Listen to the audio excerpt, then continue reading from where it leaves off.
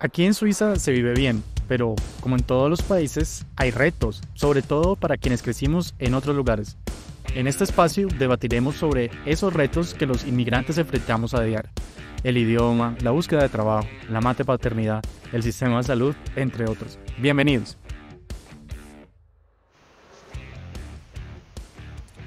¿Qué pasa hoy, Juan, aquí en Suiza? Bueno, hoy aquí en Suiza sale de Suiza. Tenemos nuestro primer invitado. Es un placer pues poder contar con Jorge Salgar Restrepo, un escritor colombiano apasionado por el cine, crítico de cine, apasionado por la educación, por temas como la soledad, la violencia en Colombia, muchas cosas muy interesantes. Decimos que salimos de Suiza porque tú estás en Francia. Bueno, cuéntanos un poco, porque tú eres un poco un trotamundo según entendía. Te conocimos a través de tu papá. Eh, bueno, nada, bienvenido. Cuéntanos un poco quién eres tú y Bueno, por qué te vas a Francia. buenas tardes. Muchas gracias por haberme invitado a su programa. Bueno, ¿cómo llegué a Francia? Por necesidad académica. A ver, yo estudié una carrera que en ninguna parte del mundo tiene una buena salida profesional. Yo estudié literatura. Entonces, Ujú. cuando uno estudia literatura, lo primero que uno se pregunta cuando llega como a sexto semestre es, bueno, ¿y qué ahora, o sea, qué hago con esto? Entonces, cuando terminé la carrera, eh, yo había regresado a Medellín a vivir con mi mamá y en Medellín no me salía trabajo en ningún lado, ni en agencias de publicidad, ni en universidades. Intenté pasar a una maestría en edición en la Universidad de Antioquia, pero no pasé. Entonces dije, ¿qué hago? Entonces yo tengo una prima que vive en Francia, en Toulouse, y yo para ese momento ya estaba pensando, bueno, lo mejor será irme a hacer una maestría en algo más. Y en ese momento tenía pensado Argentina o Estados Unidos. Argentina la descarté rápidamente porque estaba en una de sus interminables crisis económicas, entonces no era como el destino más fiable para ir en aquel momento. Y Estados Unidos pues era impagable, o sea, la maestría a la que yo quería me tocaba meterme una beca y aún así tocaba pagar un pedazo de la beca, era muy caro. Entonces mi prima me dijo, pues acá en Francia las maestrías no son tan caras como en Estados Unidos, Ujú. sobre todo en la universidad pública, y pues usted ya habla inglés porque no habla, aprende francés y lo intenta. Y así fue, en 2009 me vine para Francia a estudiar esa maestría y a guerrearme la vida. O Ujú. sea, no hablabas francés. Pregunta. Exacto, Nada. sí iba a ser mi pregunta. O sea, tú empezaste a aprender francés en Francia. Sí, yo hice como un mes y medio de francés en la Alianza Francesa de Medellín, Ok, pero lo básico, pues, o sea, yo lo único que sabía en francés era decir bonjour, y era por el yogur que sí, uno se tomaba cuando era niño, ¿cierto? claro. Ajá, sí, Sí sí, el de las veía, o sea, azucaritas. exacto, como yo sí, a mí siempre me ha gustado el cine, pues sí veía mucho cine francés, pero pues no entendía ni papa. Ujú. O sea, pues entendía el Claro. merci o cosas así, pero nada más. Entonces yo llegué Ajá. a Toulouse y me ¿Cuántos inscribí a años la Alianza tenías, Jorge? Francesa. Tenía 24, 24 Ok. años. Súper joven. Ujú. Sí, era un peladito. Y llegué a Toulouse inicialmente. Mi prima vive en Toulouse, en el sur de Francia. Es una ciudad que está Ujú. a 2 horas de Barcelona. Y allá Ok. entonces empecé en la Alianza Francesa. Hice como unos 3 o 4 meses. Digamos, mejoré un poco la lengua, digamos, por lo menos en las bases. Y al mismo tiempo estaba postulando a maestrías y me aceptaron a una en París. Entonces yo dije, Ujú. bueno, en París, eso que es como tan caro. Carísimo, sí. Y dije, pues pucha, pues bueno, agarremos, ¿cierto? Y literalmente cogí mi maleta y mi tula, que en esa época mi maleta era una tula, y Ajá. me vine para París sin casa ni nada, arrimado donde amigos, y bueno, ya arranqué. Ah, pero tenías amigos en París. Tenía una amiga que era mi profesora de Ajá. teatro. Cuando estaba en Bogotá, yo hacía teatro y la que era Ok. mi profesora se había venido para París hace unos años. Ella tenía un novio que se llamaba Ujú. Philippe y cuando yo llegué a París, ella me dijo, pues vea, mi novio y yo nos vamos a ir a vivir juntos. Él va a dejar el apartamento Es en las afueras de París, en un suburbio que se llama Nier, en el norte. Y me dijo, Ujú. pues, pero solo se lo puedo arrendar por un mes. Y usted ahí, Bueno. pues, busque. Y yo, bueno, Ujú. la vaina es que yo pensé, pues, o sea, cuando yo fui a ver el apartamento estaba amoblado. Y el man me dijo en esa época, no, yo se lo arrendo por 500 euros. Y yo, Ok. bueno, listo, severo. Entonces le di los 500 euros y me dijo, venga el sábado y se instala desde Ujú. el sábado. Lo único que me dijo es, Ujú. queda con internet y con luz y ya. Pero yo le entendí Ujú. mal, o sea, yo pensé que, no sé, como que, bueno, solo hay Era un internet y luz amoblado. y ya. Sí, que era un amoblado. Cuando yo llego el sábado y veo que el man está sacando el trasteo con la mamá, y no, el man dejó el No. apartamento pelado, pero pelado, Ay, no, no pelado, puede ser. Y pelado. te dejaron lámparas, aunque sea, porque No, una lámpara, me dejaron una lámpara, una mesa como de esas de jardín con una silla, Ajá. el mueble en el Ujú. piso y una colchoneta inflable con un inflador. Y el man me dijo, a ver, ahí le dejé esa colchoneta inflable. Y yo, ahí listo, todo bien, pues gracias. Y cuando voy por la Gracias. noche a inflar la colchoneta, tenía un Ay, no. roto, así era un roto mm, gigantesco. Y yo, no, ¿quién va a inflar esto? ¿Cierto? Y yo ahí fue un pendejo inflando, inflando. Y dije, no, pues nada que Ay, hacer, tocó no. dormir en el piso. Entonces yo eché la colchoneta en el piso, mi almohada era mi toalla. Y eso, Ajá. yo llegué en agosto del 2009 a París, estábamos en mm. plena calor, ese calor canicular. Entonces, bueno, por fortuna no pasé frío, pero si yo era tirado en el Sí, piso. eso te iba a preguntar. O sea, yo creo que tuviste suerte porque era verano. Sí, claro, era el calor ese de como 40 grados, entonces, nada, yo era tirado en el piso literalmente y me acuerdo muchísimo, yo ya traía mi computador de Colombia, lo primero que hice fue, bueno, me eché en el piso y me agarró como una Ujú. especie de nostalgia. Dije, parce, yo en Medellín estaba bien, tenía mi camita, estaba con mi Claro, mamá, y déjame acá en mi este arepa con apartamento, quesito.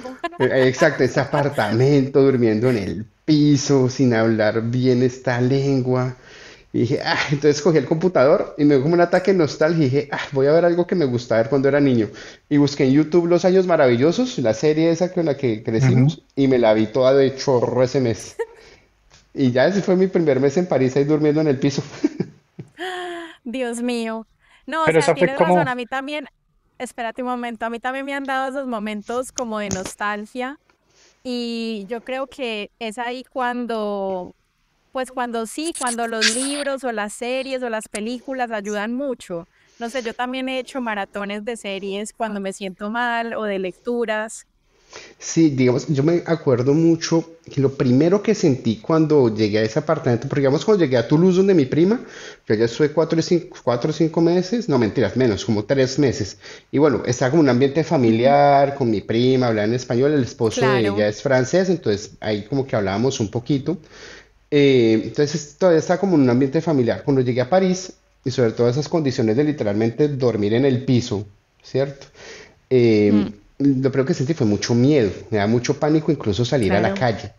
Decía, no, pues salgo a Ujú. la calle, ¿para dónde voy? ¿Cierto? Es decir, ya hice como el Ujú. turismo, ya fui a ver la Torre Eiffel, ya vi el Arco del Triunfo, o sea, pero yo no estoy aquí de turismo. Y me dio, Claro. claro, me dio un ataque, no voy a decir de pánico, pero se me da mucho miedo salir, incluso a comprar el pan. El solo hecho de abrir la boca Ok. y pedir pan en francés me daba miedo. Entonces me acuerdo que pasé como una semana y media encerrado, pero encerrado Mm. literalmente, con miedo a salir. Hasta que dije, Ujú. pues, parce, le tocó, porque, pues, si no, pero le toca conseguir Tocó apartamento. tirarse. Y acá Ujú. ujú, encerrado no la va a lograr. Y en te esa quedan tres época, semanas de apartamento. exacto, me quedan 3 semanas y no es como ahora que, digamos, uno puede ver pues todo está en internet, ¿cierto? En 2009, acá en Francia, yo siempre he dicho que la tecnología y la conectividad llegó a Francia un poco tarde, o sea, con solo decirles que la gente se sigue mandando mensajes de texto, ¿cierto? En vez de utilizar WhatsApp. Ujú. Entonces, claro, buscar apartamento era una cuestión mucho del boca a oreja, de, mira, conozco a alguien que tiene a alguien que tiene a alguien, y por fortuna mi prima tenía una amiga que había vivido en París y conoció un señor que arrendaba apartamentos. Y me puso en Ok. contacto con ese señor y bueno, ahí me Ujú. entendí con él y me mostró 2 apartamentos. El segundo me gustó más y ahí ya pude, como al mes exacto, o sea, antes de que se me acabara, como 2 o 3 días antes de que se me acabara, digamos, mi estancia ahí en Anier, pude conseguir el primer apartamentico. Ok. Pero muy interesante porque, pues según lo que te entiendo, de todas maneras, a pesar de que no había como la modernidad de buscar por internet, en París es como fácil encontrar un apartamento. Aquí nosotros pues contábamos nuestras anécdotas de hacer filas, de hacer como como un reinado de belleza buscando apartamento. Acá es igual. Es igual Ah, ahí ahora. Ok. también. Es igual, acá es literalmente, acá la palabra favorita de los franceses es dossier, que es carpeta, Mm. ¿cierto? Entonces usted Ah, llega con su dossier y los dueños de los apartamentos usted los citan, qué sé yo, a las 9 de la mañana un sábado. Y usted ujú. llega y en el corredor ve a 5, 6, 7, 8 personas, todas con su dossier en la mano, y el tipo entra con cada uno o con todos al apartamento y le dice, vea, este es el apartamento, deme su carpeta y literalmente Ujú. no me llames, yo te llamo. Lo que yo tuve suerte fue que estaba recomendado por esta chica, por Ana María, que ya conocía al señor. Y el Las tipo conexiones estaba, sirven mucho. y el tipo estaba urgido de arrendar el apartamento, porque el tipo tenía como 10 apartamentos, era el único, los dos últimos que le faltaban eran esos dos en el distrito 18. Entonces el man Ujú. necesitaba encontrar cliente rápido, yo necesitaba apartamento rápido. Pero sí, antes de eso me tocó lo Perfecto. mismo, o sea, ir con el dossier y además pues que acá Hacer pedían un fila poco, también. hacer fila y acá pedían un poco de cosas que yo no tenía. Por ejemplo, pedían el primer mes de arriendo más un depósito del mismo precio del arriendo. Entonces pónganle, del Mm. solo golpe eran 1.300 euros, ¿cierto? Ujú. Más tener un fiador o dos fiadores. Y claro, pues yo Con finca raíz, extranjero, bautizado. todo, exacto, sí, mejora un fiador con finca raíz. Y Correcto. Con premio entonces, Nobel. No, mentira. claro, entonces yo llegaba ahí a competir con los pelados franceses que llegaban a París y que tenían como Ujú. todo el apoyo de sus familias, ¿cierto? Y yo estaba Obvio, no. literalmente pues con mi dossier de estudiante extranjero. Entonces pues, Ujú. pero digamos, sí corrí con la suerte de tener ese contacto que fue un contacto de última hora. Si no, todavía estaría durmiendo en la colchoneta. Pero quién sabe. Total. ¿Pero Sí. amoblado o te tocó empezar poco a poco a amoblar? No, no, me tocó amoblarlo a mí. El apartamento estaba también vacío y solo tenía una neverita y las Ujú, placas de cocción, pero ujú, todo lo demás me tocó conseguirlo a mí. Entonces me compré un sofá cama ujú. eh, y me compré como unos pequeños estantes para poner los libros y la ropa. Y pues, bueno, yo no sé en Suiza, pero pues acá en Francia los espacios son muy pequeñitos. Entonces era un apartamento de 10 metros cuadrados. O sea, literalmente Mm. uno se levantaba, Sobre todo en cocinaba. París, ¿no? ¿O eso es en todo el país? No, sobre todo en París. En París, Ujú. sí, o sea, acá literalmente la gente, como, acá el precio del metro cuadrado es 10.000 euros si tú vas a comprar un apartamento. Uf. Entonces, Ujú. Mm. por parte de la base de que si tú te quieres comprar un apartamento de 25 metros, no lo Ya. consigues por menos de 250.000, ¿cierto? Multiplique, claro. Ujú. Entonces, los precios de los arriendos los ponen de acuerdo a esa base. Y los que Ok. hicieron, lo que han hecho muchas personas que tenían como apartamentos grandes es que los reconstruyeron y crearon dos apartamentos independientes. Entonces, si tenían un apartamento de Ya. 40 metros, crearon dos de 20. O si tenían Ujú, uno de 35, crearon dos de 13 o 12 metros. Entonces, ujú. sí, y para los estudiantes extranjeros está lo que se llama la chambre de bonne, que es cuando los edificios de acá son muy antiguos.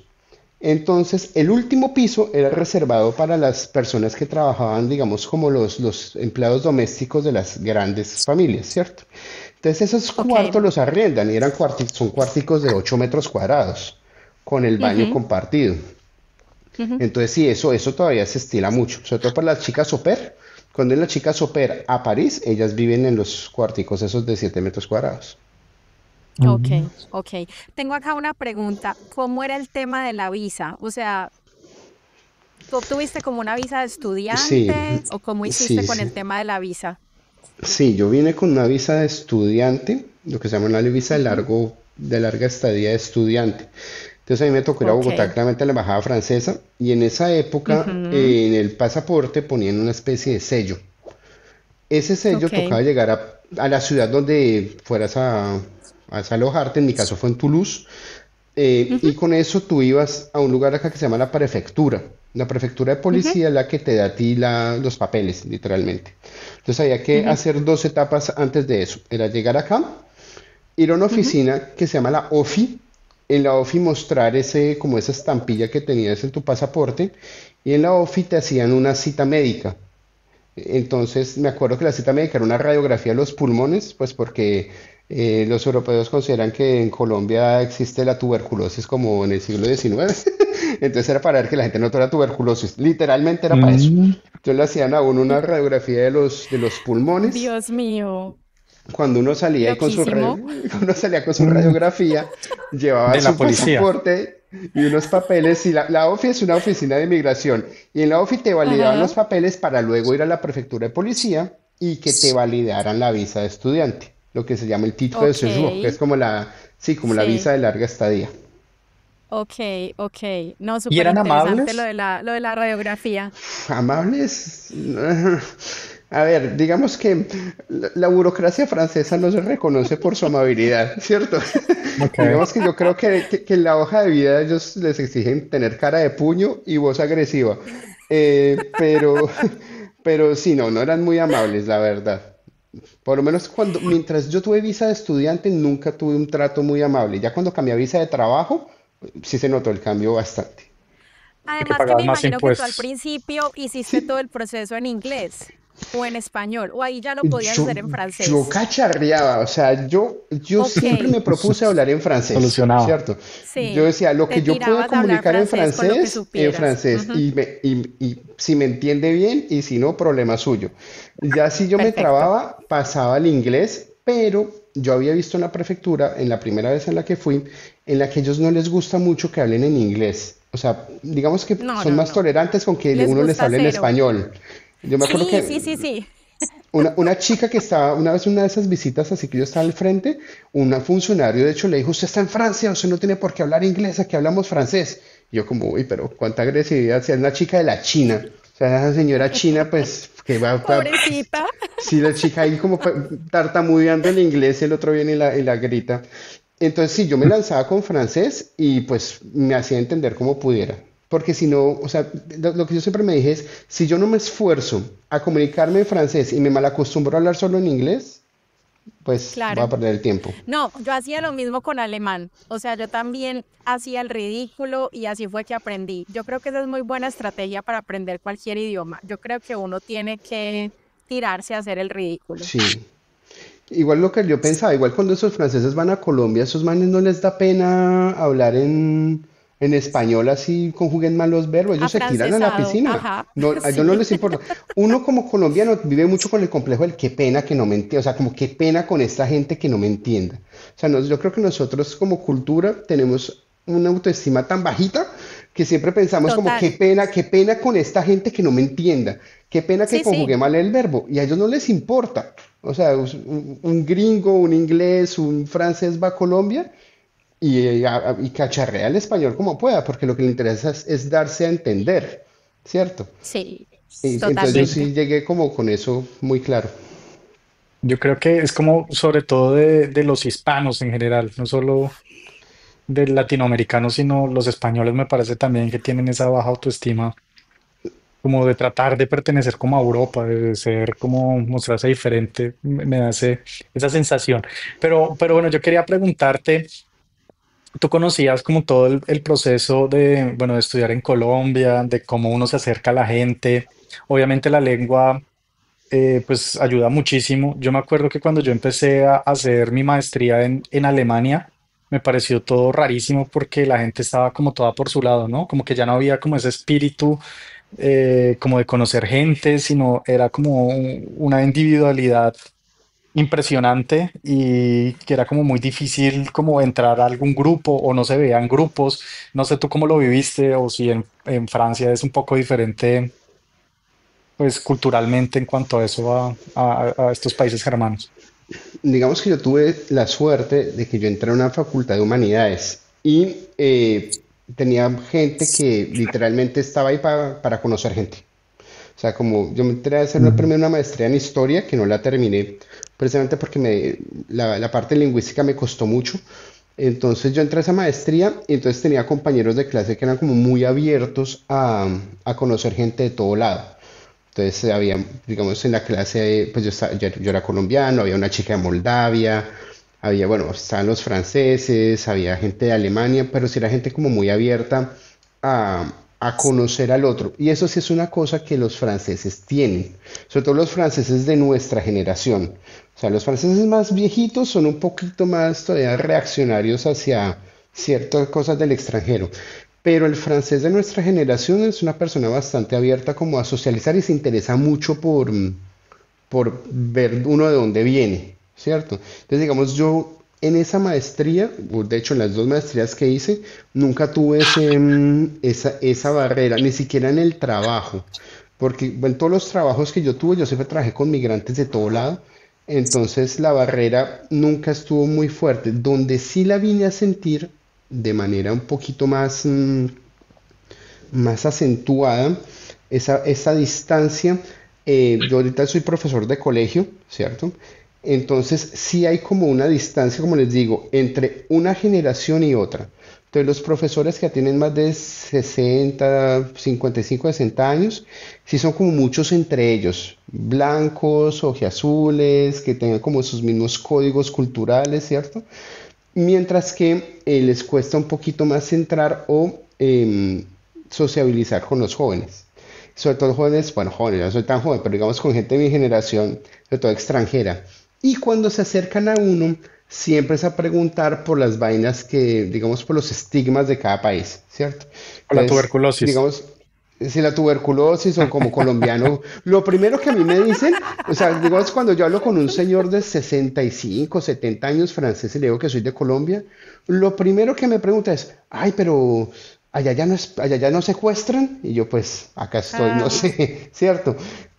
O venga, ¿y cómo están los carteles de la droga allá? O sea, Pablo Escobar, ellos se quedaron en cocaína. la Colombia Ujú. de los 90, ¿cierto? Y Sí, siguen, entiendo. de hecho, el más actualizado pregunta por Ingrid Betancourt, ¿cierto? Pero Ok.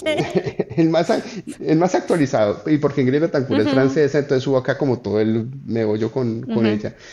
Pero los más jóvenes sí son un poco más abiertos y más conscientes de que pues esos temas, pues yo creo que uno tiene un poco más de qué hablar. Obviamente no falta el idiota que viene con el chiste de la cocaína, ¿cierto? Pero yo Claro. ya eso me resbala, entonces yo les contesto. Entonces cuando a mí me salen como, ay, ven, y ahora que fuiste a Colombia, ¿no trajiste cocaína? Entonces yo le digo, ay, mira, y tú que eres francés y fuiste a Vietnam ahorita que no esclavizaste por allá alguna persona, no colonizaste Algún un pueblo, Vietcong. y entonces ya quedan sanos. Ya, ya, perfecto. Sí, Ok, Sí. entonces tú ahora eres profesor de colegio en sí, París. en París, sí. Ok, ok. ¿Y qué enseñas? Yo enseño español y literatura. Entonces, español para los Ujú, chicos de lo que sería sexto, séptimo, octavo. Y lo que ujú. sería noveno, décimo y once ya es un español más concentrado en sociología, historia y literatura. Ok, o sea que durante toda la clase hablas español o también te toca hablar un poquito de No, francés. toca saltar de una lengua a la otra. Con los grandes uno sí puede hablar más en español, ¿cierto? Pero Ajá. con los chiquitos sí toca saltar de una lengua a la otra porque les cuesta todavía, digamos, digamos, por más de que digan que el francés y el español son lenguas hermanas, porque somos lenguas hermanas, hay cosas que cambian mucho. Sí, Toda la sí, claro. pronunciación de la J, a ellos les La cuesta R. mucho, la R. Ajá. Entonces, sí, digamos con los chiquitos sí, uno salta de una lengua a la otra, pero con los grandes uno sí ya está más autónomo. ¿Y tú en francés ya te sientes como conectado Sí, con la lengua? ¿Te sí, porque gusta o no te gusta? sí, a mí me gusta harto el francés. Lo que pasa es Ujú, que, como le digo yo a la gente, a mí en la Alianza Francesa me dieron las bases, pero mis ujú. profesores de francés fueron todas las personas con las que yo trabajé en los mil y un trabajos de estudiante que tuve, ¿cierto? Entonces Ok. yo hablo, o sea, yo sí hablo, y yo leo mucho en francés, entonces cuando yo estoy en clase o eso, sí hablo un francés, digamos, un poco más sostenido, pero ya en la Ujú, calle es el francés de la calle con el que aprendí de toda la gente con la que trabajé. ujú. Ok, interesante. Y qué ¿Y tú hiciste has de hecho, trabajo de... dale, Ah, perdón. ¿Qué hiciste de trabajo de estudiantes? O sea, ¿cómo fue todo ese ¿Cuántas horas proceso? tenemos? A ver, mira, yo empecé, ¿O qué te a ver, marcó? ¿Qué te marcó? mira, No sé. yo acá, bueno, me imagino que allá en Suiza y en Alemania también. Yo tenía un trabajo declarado, y era que yo cuidaba niños, o sea, yo era niñero, ese era mi trabajo declarado, ¿cierto? Ujú. Y al negro, Jorge, como nos decimos sirve acá, ese dato, nos sirve ese dato. pero niños de 6 para arriba, ¿no? Tan chiquitos, ¿no? Ah, Bueno, dentro de tres te Dentro de mandamos a tres. Martina. Eso. Y lo que se llama trabajo al negro, ¿cierto? A eso sí tuve un montón. Trabajé Ok. sacando basuras en un conjunto. Uf, Trabajé como recepcionista de noche en un hotel, de un hotel de estación de tren, que eso era, mejor dicho, Rambo, era la vendedora de rosas ahí literalmente. Trabajé em, en un cine, sí, limpiando las salas de cine y en caja. ujú. Trabajé como vigilante en colegios, o sea, que se llaman vigilante como los manes que cuidan a los chinos durante los recreos para que no se maten entre ellos. Bueno, trabajé en ujú. eso. Trabajé también, bueno, en el hotel, paseando perros, acompañando ancianitos a, digamos, a comprar cosas, aunque eso era como por moneditas, ¿cierto? Limpiando edificios, limpiando oficinas en la noche, profesor particular de español, profesor particular de historia, ¿qué más? Esos son No, los que un me acuerdo resto. en este momento, pero son más, De sí. todo. Pero con eso te Pero ayudabas bueno, a como tú pagar eres la, escritor, con ah, ¿Cómo? eso te perdón. ayudabas a pagar la universidad, autosustento. Sí, ¿Cómo hacías eso? Que eso sí. no te hemos preguntado. O sea, ¿cómo hiciste para sostenerte tú mismo? Un Sí, digamos, crédito la o no sé maestría, qué. como la maestría era literalmente económica, esa me la ayudaba a pagar mi madre. Pero lo que tenía que ver ya con mi sustento, sí era yo el que me la rebuscaba, para el arriendo, la comida y todo esto. Y, y lo que te digo, o sea, yo trabajaba para tener con qué comer y con qué ir al cine y tomarme la cerveza cada 8 días. Era una época en la que yo bebía bastante, ya no, ya soy abstemio, entonces como digo yo, a mí el sueldo se me iba en ¿De cerveza cerveza? y en trago. ¿Abstemio de cerveza o en general? Abstemio de todo, porque es que en serio bebía mucho, hubo una época en la que bebí mucho, entonces literalmente el sueldo se me iba en trago, hasta que llegó un momento en que dije, pero parce, o come o bebe, porque entonces que, o sea, yo salía de Las trabajar, o dos sea, no da. claro, bueno, pero la rutina de una época en mi vida era, yo era vigilante de noche en un hotel, los fines de semana, entonces yo estudiaba, Ujú. pónganlo ustedes, de 9 de la mañana a 4 de la tarde. A las 4 de la tarde me iba a buscar a los niños que cuidaba. Nos cuidaba hasta las Ah, 7. Y a las 7 me cambiaba para ir a trabajar al hotel durante la noche. La ventaja es que ujú. pues me dormía ahí como el típico guachimán así allá a las 12 de la noche yo era ahí dormido en el sofá, ¿cierto? Pero pues Oyendo estaba radio, ¿no? oyendo radio, pero estaba cuidando el hotel, ¿no? Y, y de ahí ya pues otra vez empezar la rutina la siguiente semana. Yo dejé ese trabajo en el hotel literalmente porque vivía con desfase horario todo el tiempo. Entonces de lunes a viernes tenía un horario y lo que era viernes, sábado y domingo era trabajar de noche, entonces no me estaba rindiendo en el trabajo con los No, niños, o sea, claro, con los y niños estaba súper vuelto nada, difícil. en clase estaba Sí, súper mamado, entonces claro. ese lo dejé. Ujú. Pero no, si era por puro sustento, literal. Interesante todos los trabajos que hiciste como estudiante. En todo el tiempo que has estado en Francia, ¿tú qué crees que Colombia podría aprender de Francia? Pues a ejecutar mejor las cosas. Digamos, yo siempre he pensado que los franceses se demoran 10 años en tomar una decisión, pero cuando la toman, la ejecutan en 5 meses, ¿cierto? Un ejemplo, pues sencillo, es un puente. O sea, lo planifican 10 años, pero se demoran, qué sé yo, uno en construirlo. En cambio, en Colombia planificamos 20 y nos demoramos, qué sé yo, 50 haciendo el proyecto, ¿cierto? Pues porque hay mucha corrupción y muchas cosas detrás y digamos acá hay corrupción, sí, hay corrupción, pero digamos, por lo menos se ejecutan los proyectos. En Colombia la corrupción impide que los proyectos se ejecuten. Entonces eso yo imitaría de los franceses. ¿Nunca pensaste volver a Colombia? Sí, sí, sí, sí, yo regresé 3 años. O sea, cuando yo terminé la maestría en 2012, yo regresé a Colombia a comienzos de 2013, en enero. Y bueno, ahí trabajé un buen tiempo como editor y traductor en Panamericana.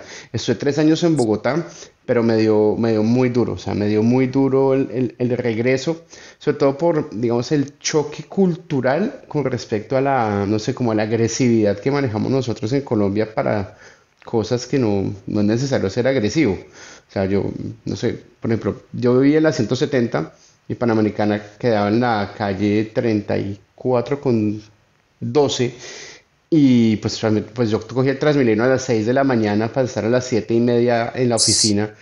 Y eso era la lucha, pues, por coger una silla. Entonces la gente se pega a codazos, se pisa, se insulta. Y la gente literalmente se mata por una silla. Entonces eso me impactó. O sea, me costó mucho como readaptarme a esa agresividad para cosas que pues, que ni siquiera son necesarias. Y en ese tiempo en Bogotá, bueno, tuve un carro, al carro le robaron 2 veces las llantas, le robaron los Mm. retrovisores, sí, me rayaron una puerta. Yo compré el carro, está recién comprado el hijo de madre carro. Lo saco del concesionario, entonces lo parqué frente a la casa de mi ex suegra y Ah, entré 20 minutos, 20 miserables minutos a buscar cualquier pendejada. Y cuando salgo, un gañán con una llave había hecho una X en la puerta, así, del carro recién comprado. mm. Entonces, pues, ese tipo de cosas me fueron fatigando, me fueron cansando, y por más de que yo quiero mucho Bogotá y quiero mucho Colombia, digamos como que fue ese regreso allá me dio muy duro. Yo creo que ahorita estaría un poco más preparado para regresar, porque ya sea o sea, lo que vuelvo, ¿cierto? Pero creo que en ese momento yo había vivido 3 años muy intensos en París y los 3 años que viví en Bogotá también fueron muy intensos y llegó un momento en el que la fatiga me pudo y ahí yo dije, no, la verdad, me regreso a Francia, entonces postulé a un doctorado, porque pues era la única manera de regresar a Francia y postulé el doctorado y me volví a Toulouse 3 años, pero sí, yo sí viví en Colombia tres años. ¿Y te plantearías regresar a Colombia? Sí, sí, sí, sí. Vean, yo todos los días, bueno, pues no todos los días, pero todas las semanas me levanto ¿y si me devuelvo? Sobre todo en Si compro invierno un me da eso. tiquete y me devuelvo. Y me devuelvo. Por ejemplo, yo soy funcionario público, entonces al ser funcionario público yo puedo pedir lo que se llama un año de disponibilidad. Es decir, que me guardan el puesto un año y que al regresar pues vuelvo, ¿cierto? Y ese permiso se puede prolongar 5 periodos, es decir, yo puedo pedir una disponibilidad de 5 años. Pero que me da miedo, o sea, yo tengo 40 años, ¿cierto? Y yo pienso mucho en el futuro y por eso soy tan ansioso. Y lo que me pasa es que yo me pongo a pensar, yo he cotizado más en Francia que en Colombia, ¿cierto? Entonces, o sea, yo en Colombia Yo coticé también, tres sí, años, pues, literal, 3 años. mm, Ahorita pues tengo como un aporte y voluntario a un fondo de pensiones, pero pues mi fondo para la pensión está en Francia. Entonces yo claro. digo, volver a Colombia a los 40 años a buscar empleo, ¿cierto? Porque Ujú, llegaría sin empleo, a buscar empleo. ujú. Encuéntrelo, listo. Que el empleo que encuentre tenga un salario que por lo menos pues me permita vivir similar a como vivo ahorita en Francia. Claro, mantener la Entonces, calidad de vida. mantener la calidad de vida. Vale, ok. Ujú. Y digo, listo. En Colombia no sé cuánto está jubilando ahorita la gente, como a los 61, no sé cómo está la reforma pensional actual. Creo que es 62 hombres 60 y los bueno, hombres no y estamos, sí, no estamos sí, actualizados. Dejémoslo no estamos actualizados, mayor de pero pónganle 60. 60 años. Entonces sería trabajar 20 años, listo. No me da las semanas. O Ujú, sea, tendría 23 años de trabajo, no sé si me den las semanas para una ujú, buena pensión en Colombia, ¿cierto? En cambio yo digo, bueno, si aguanto otros 20 años en Francia, 22 años, tengo ujú. mi pensión en euros, y ahí sí con mi pensión en euros me voy vivo a Colombia tranquilo. y con lo que O haya sea, sería recogido. una opción como para la jubilación, para después de la Sí, jubilación. sí. Digamos que yo regresaría a Colombia en el contexto de que, digamos, mi mamá se enferme, ¿cierto? Porque mi mamá vive Claro. sola o algo así. Y pues yo no tengo, por parte de mi mamá, yo no tengo hermanos ni nadie que me pueda Ujú, acompañar. Entonces, pues yo digo, bueno, ya que me devuelvo. Ella me ujú. dice, usted no se devuelva para allá, usted qué es allá, no se devuelva para acá, para Medellín, a hacer qué, a pasar problemas. Porque eso es otra cosa que yo siento. Cada vez que uno habla, no sé, es algo muy personal. Cada vez que yo hablo con alguien en Colombia me dice que la situación está muy jodida, que eso allá no sé qué cosa, ¿cierto? Pero cuando yo voy a Colombia, por lo menos de los amigos míos y los familiares, yo veo que no están tan jodidos, ¿cierto? Por ejemplo, yo tengo un primo que trabaja, no sé, en Santa Fe, Antioquia, es profesor de filosofía en un colegio del distrito, de un colegio público por allá, y ya tiene su apartamento propio y vive feliz, tranquilo, ¿cierto? Va a piscina Tengo todos los a días. piscina todos los días, tengo primos que ganan más de lo que yo gano en euros, ¿cierto? Ujú, sí. Yo llego a Medellín o a Bogotá y es solo ver el parqueadero, los carros que hay en el Dorado. Yo digo, Y pero cada vez está más cara Colombia. mi casa está más cara. Por ejemplo, a mí me gusta mucho la música y toda la gente que yo conozco va al festival Estéreo Picnic. Ujú. Y yo digo, bueno, ¿y cuánto está costando una boleta para esa vaina? No, más de 1 millón de pesos. Y yo, bueno, pues que la ¿Qué? situación está Claro. muy jodida, pues. O sea, no, pues que está todo muy jodido. Entonces yo lo que me pregunto es, y yo acá en Francia, pues no tengo un mal sueldo, pero pues yo Ujú, también me la pienso, yo me la pienso 3 veces para un festival de música, ¿cierto? O me claro. la pienso 2 veces para un concierto. Ujú, Entonces, a veces como me coge esa duda de, ¿será que si regreso podré tener una mejor calidad de vida? Y ujú. luego salgo caminar a París a la 1 de la mañana y no me pasa nada y se me pasa, ¿cierto? Claro, O sea, yo claro. digo, ¿Por qué Además que la crees? jornada laboral en Francia es muy corta, ¿no? ¿Ustedes sí, trabajan son cuánto a la 30 semana? 35 horas. Imagínate, ¿y cuántas semanas de vacaciones tienes al año? Pues mientras los profesores acá salimos a vacaciones cada 5 semanas. Ah, Entonces son cinco Imagínate. semanas de clase, 2 semanas de vacaciones, 5 semanas de No, clase, 2 semanas de increíble. vacaciones, más las Eso sí. vacaciones de verano, ¿cierto? ¿Qué más quieres? Y yo fui profesor en colegio privado en Colombia Ujú, y si hay una cosa que es muy harto ser profesor en colegio privado en Colombia es que tú cada año estás con la penuria si te van a renovar, ¿cierto? mm, O sea, tu contrato no es a 3, 4 años, por ejemplo, mi contrato acá es vitalicio. Entonces digo, bueno, llegar a Colombia otra vez y trabajar y cada, no sé, cada junio ver si ujú, me van a contratar de nuevo, si no, como quedar en el aire, eso claro, me da mucho miedo, claro, mucho mucha miedo. ansiedad. Y tú sí. decías que, pues, de escribir es muy difícil vivir, ¿no? Como de Sí, escribir libros.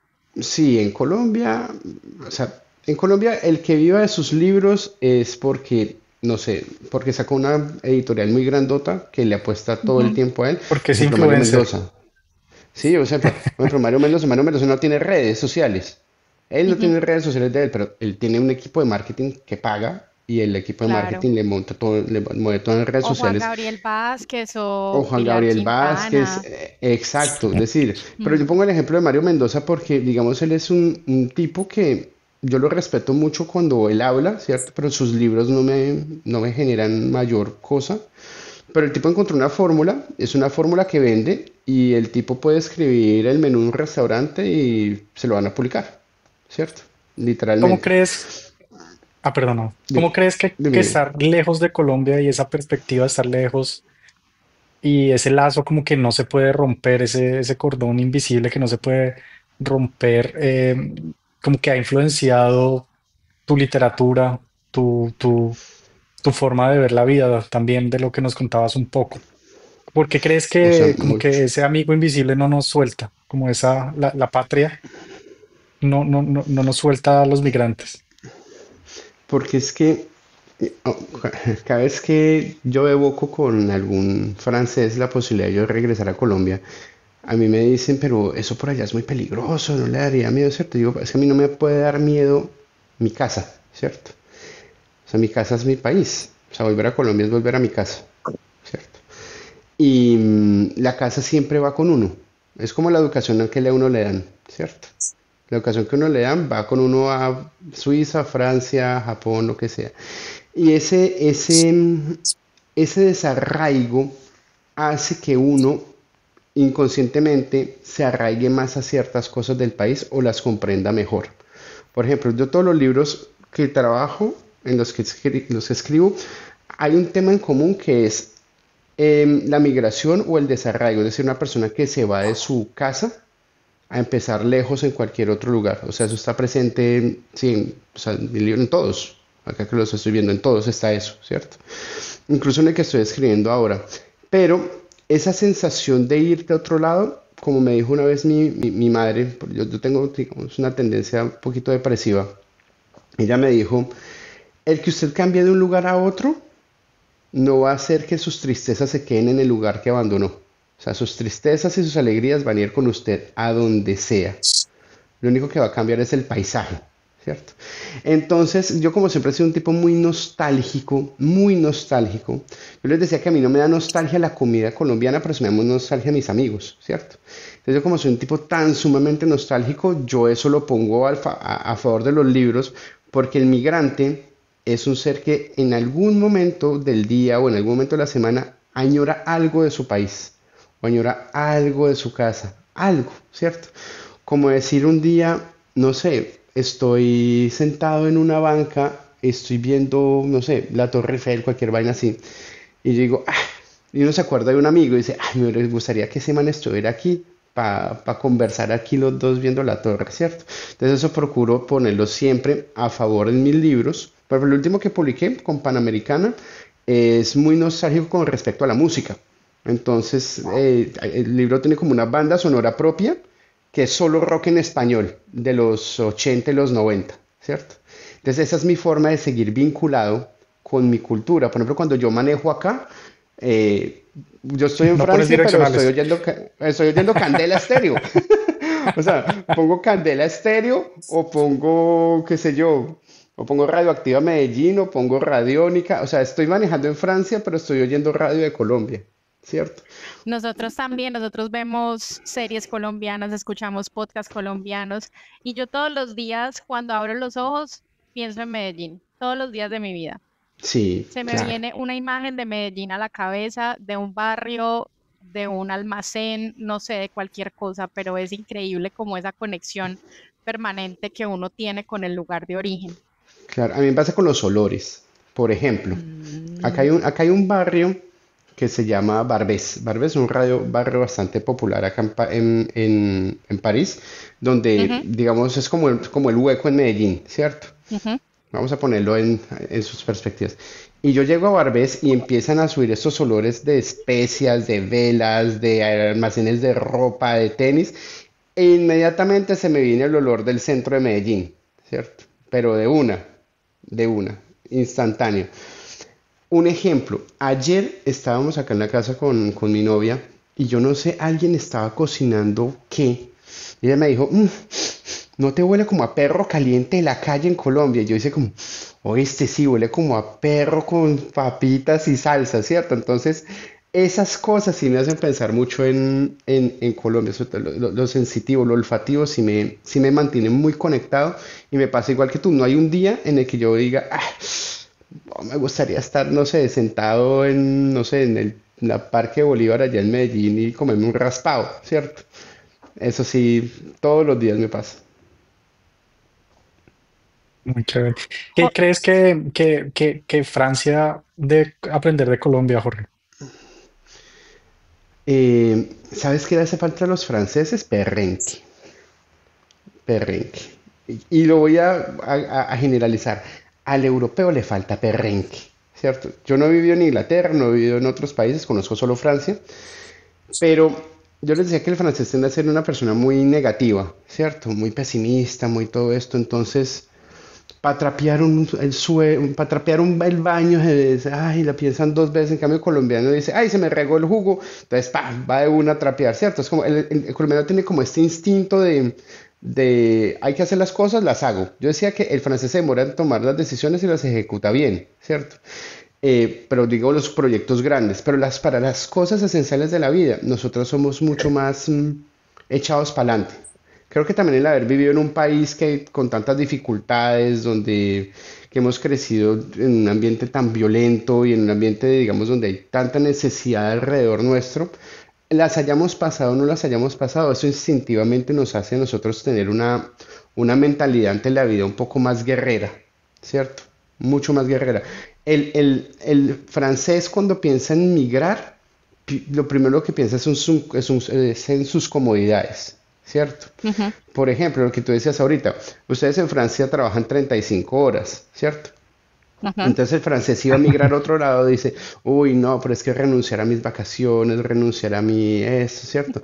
Y les hace falta como, sí, como ese espíritu Resiliencia. guerrero, resiliencia, Ujú, ¿cierto? O sí, sea, el ser migrante es lo que yo les decía. Yo dormí en el piso cuando llegué a Francia y, sí, y viví así un mes y dije, bueno, es lo que toca vivir, toca vivirlo, ¿cierto? sí, Eso sí. creo que en algunas cosas el europeo no lo tiene tan interiorizado, como que están tan acostumbrados a Estoy a de su mundo acuerdo. de comodidades y de privilegios Ujú, que no tienen como ese espíritu de sobrepasar esas dificultades. Los viejos sí, o sea, los viejos viejitos, esos que vivieron así en la guerra, que les tocó literalmente comer lo que fuera, ellos sí tienen como ese espíritu de resiliencia. A la larga ellos fueron los que reconstruyeron el continente. Pero los actuales europeos, yo sí siento que les falta como esa joie de vivre que llamamos acá sí. en Francia. Sí, de acuerdo. Estoy de acuerdo y aquí creo que también yo lo he visto, o sea, se enredan con problemas muy pequeños y yo a veces digo, pero es un problema muy pequeño, ya hay que seguir adelante, buscar una solución y si no funciona la primera solución, intentemos otra cosa. Entonces yo también lo he percibido acá. Literal, o sea, por ejemplo, yo que soy profesor, o sea, y es que es una cuestión, profesor de pelados, es una cuestión Ujú, cultural. Uno les pone a los franceses una actividad que ujú. les signifique un poquito de esfuerzo y ya lo que están diciendo es, oh, esto es muy duro, ¿cierto? Sin siquiera haber empezado el Se acabó el examen. mundo. Ujú. Y yo les dije, pero parce, no ha contestado ni la primera pregunta. Inténtenlo. Ujú, Inténtelo, o sea, no seas tan fatalista antes de comenzar la actividad. Y después, cuando ujú, tiene una buena nota, dicen, ah, pero no fue tan difícil. Yo, pues obvio, pues hay que hacer las cosas, parce. Pero si ujú, usted antes de hacer un examen ya está mentalizado en que es imposible, pues, ¿cómo va a ujú. lograr algo en la vida? Totalmente. Un aprendiz de laboratorio donde yo estaba, un muchacho, tiene como 18 años, me dijo que él veía lo mismo, pues él no era como el ejemplo de la persona con más proactiva del mundo, pero me decía en alemán que tiempos blandos hacen hombres blandos, tiempos recios hacen hombres recios, y creo que como que resume muy bien, creo que lo que queremos decir con esto. Jorge, y Sí, hablando de tus exacto. estudiantes, tú que los pones a leer, si nos puedes, en este podcast siempre recomendamos algún libro, Bueno, entonces acá en la clase, en los últimos años son los que se llaman las especialidades, ¿no? Entonces los chicos de lo que sería décimo, 11 y 12, no, 11 y 12, ellos cogen un enfoque de especialización para luego aplicar a a la universidad.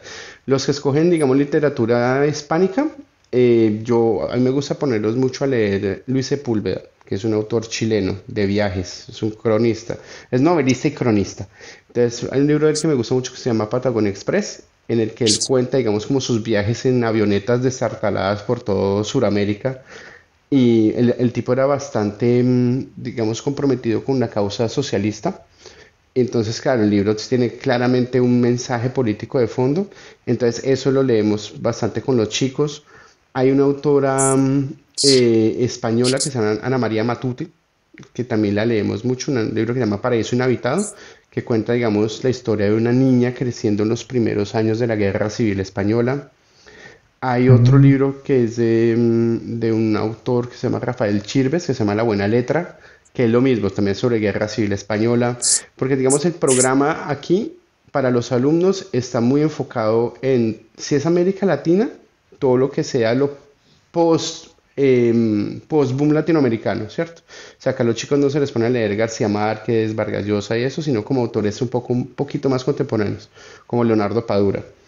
Y si es de España, no salen del tema de la guerra civil. Entonces, digamos, para respetar el programa, pues yo les pongo a leer esos autores. Genial, Jorge, muchísimas gracias por tu tiempo. Además, tuvimos un problema técnico, como se dan Sí, cuenta. En este momento tenemos todos otra camiseta porque nos tocó sí. volver a grabar una parte del episodio. Entonces, muchísimas gracias por tu paciencia y te deseamos lo mejor con el libro que estás escribiendo, y en las notas del podcast dejamos tus redes y también los nombres de tus libros para que la gente vaya y los busque. Muchas gracias. Somos como Lady Gaga y Dua Lipa, que nos cambiamos de ropa cada vez que hay un cambio en Por el show. supuesto, somos así importantes y Sí, famosos. Bueno, exacto. un Sí, abrazo, Jorge. Un muchas abrazo. gracias, Jorge. Gusto. Chao.